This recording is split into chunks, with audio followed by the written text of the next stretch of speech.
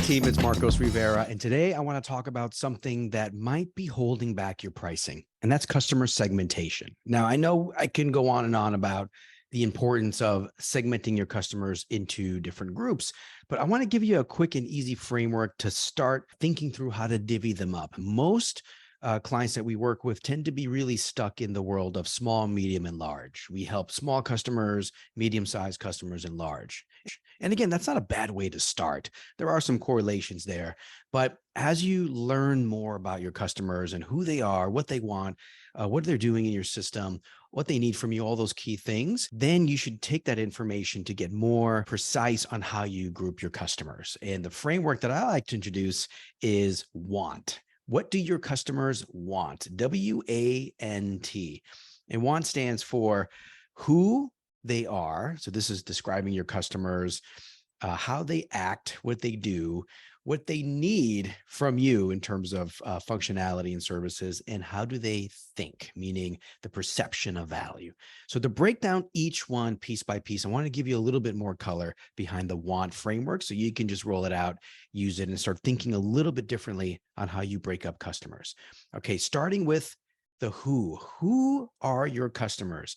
And this is now the first step in taking you away from just size-based segmentation.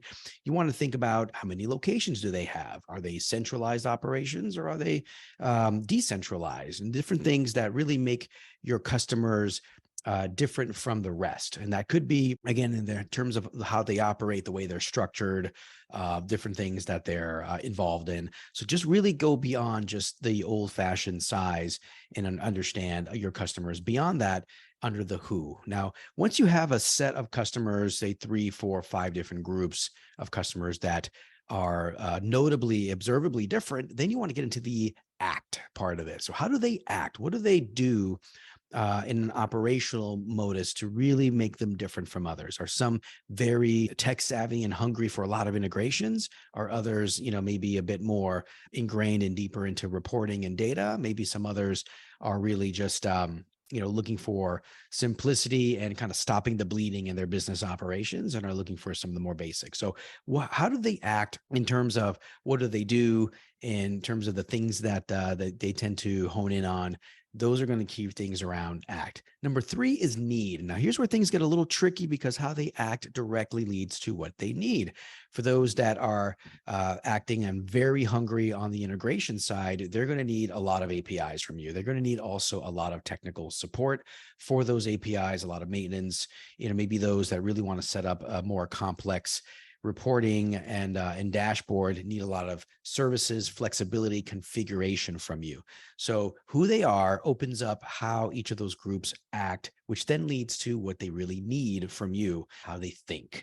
And so once you get those pieces in place, how they think drives the value. And so going back to the example, if they have a lot of hunger for APIs, if that's how they act, they're very, they like to integrate everything, then giving them what they need, a series of integrations included in their package or in their plan to get the job done, then how they think from a value perspective could be all of the time saved in bringing all that information together through one source, your product. It could also be maybe some new insights that they derive from having all that information together, and that's their perception of value. And so breaking it down to those pieces really help you with breaking up your customers into meaningful groups that you can then later on in price. And one thing to watch out for is if you break up your audience into 4 groups based on who they are, but they all act the same, they all need the same thing, and they all think and perceive value the same way, then go back to the drawing board and keep breaking up those groups until you can get meaningful differences.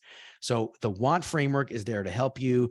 And then from there, you can use a lot of science and data to back up those groups and make them even sharper. So I hope this was helpful to you. We will see you next time. And that's the word on the street. If you want more of these videos, give me a like, subscribe, and I'll see you again next time.